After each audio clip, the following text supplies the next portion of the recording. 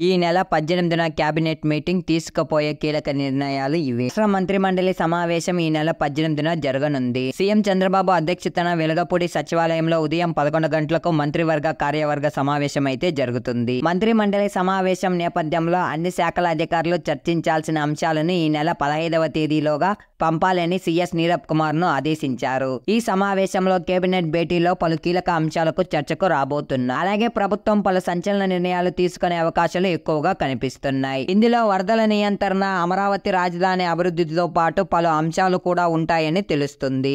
ఇటీవల సంభవించిన వరదల వలన కలిగిన నష్టం, ఆపరేషన్ బుడమేరుతో పాటుగా రాజధాని అభివృద్ధి ప్రాధారిక సంస్థ పరిధిలో నిర్మాణాలు, నూతన మద్యం పాలసీ పైన మంత్రులతో చంద్రబాబు చర్చించినట్లు తెలిసింది. ఇటీవల కురిసిన వర్షాలు, వరదల కారణంగా విజయవాడను వరదలు ముంచెత్తాయి. ఈ నేపథ్యంలో వరదల నియంత్రణ కోసం బుడమేరు ఆధునీకరణ, అక్రమాల తొలగింపుల కోసం ప్రభుత్వం కీలక నిర్ణయాలు తీసుకునే అవకాశాలు కనిపిస్తున్నాయి. ఇప్పటికే వరద నష్టం అంచనాతో పాటు భవిష్యత్తులో వరదల నియంత్రణకు ప్రభుత్వం నియమించిన మంత్రుల కమిటీ సమావేశం అయ్యింది. విజయవాడతో పాటుగా పలు జిల్లాల్లోనూ వరదల తీవ్ర నష్టం మిగిల్చాయి. 6,882 కోట్ల నష్టం వాటిల్లినట్లు ఏపీ ప్రభుత్వం ఇప్పటికే కేంద్రానికి నివేదిక అయితే పంపించింది. ఈ నేపథ్యంలో వరదల వలన కలిగిన నష్టంతో పాటుగా వరద బాధితులకు సాయంపై ఏపీ కేబినెట్ చర్చించినట్లు తెలిసింది. అలాగే కొత్త పింఛన్లపైన కీలక నిర్ణయం తీసుకుంటారని సమాచారం. గత వైసీపీ ప్రభుత్వ హయాంలో అర్హులైన పలువురికి పింఛన్లు అందలేదని అప్పట్లో టీడీపీ నేతలు ఆరోపించారు. కొత్త ప్రభుత్వం ఏర్పాటైన నేపథ్యంలో అర్హులకు పింఛన్ల కోసం దరఖాస్తు చేసుకునే అవకాశం కల్పించినట్లు తెలిసింది.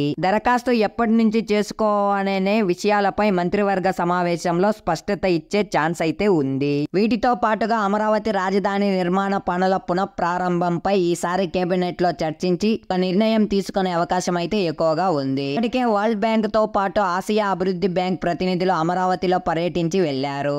ఈ సందర్భంగా అక్కడ వరదల పైన ఆరా తీశారు. అయితే అమరావతి రాజధానిపై వరదల ముప్పు లేదని వారికి సిఆర్డి అధికారులు అయితే చెప్పారు. ఈ నేపథ్యంలో త్వరలో ప్రపంచ బ్యాంక్, ఆసియా అభివృద్ధి బ్యాంక్ కలిపి 15,000 కోట్ల మేర రుణం అందించే అవకాశాలు ఎక్కువగా ఉన్నాయి. వచ్చాక చేపట్టబోయే కార్యక్రమాలపై కేబినెట్ లో చర్చించనున్నారు. అలాగే రాష్ట్రంలో మరికొన్ని ఇతర అంశాలపైన కేబినెట్ కీలక నిర్ణయాలు అయితే తీసుకోనుంది. ఇదే విధంగా నూతన మద్యం పాలసీ పైన మంత్రి మండలి చర్చించే అవకాశం ఉంది. రాష్ట్రంలో ప్రస్తుతం అమల్లో ఉన్న మద్యం పాలసీ ఈ నెలాఖరులతో ముగియనుంది. కొత్త మద్యం పాలసీ రూపకల్పనపై ఇప్పటికే కేబినెట్ సబ్ కమిటీ భేటీ కూడా నిర్వహించింది. అలాగే అధికారులు సైతం వివిధ రాష్ట్రాల్లో పర్యటించి నివేదిక తయారు చేశారు. ఆ నివేదికను ప్రభుత్వానికి కూడా అందించారు. ఈ నివేదికపై మంత్రి వర్గ ఉపసంఘం సలహాలను కూడా స్వీకరించి ఏపీ నూతన మద్యం విధానం రూపొందించనున్నారు. దీనిపై ఏపీ కేబినెట్ చర్చించనుంది.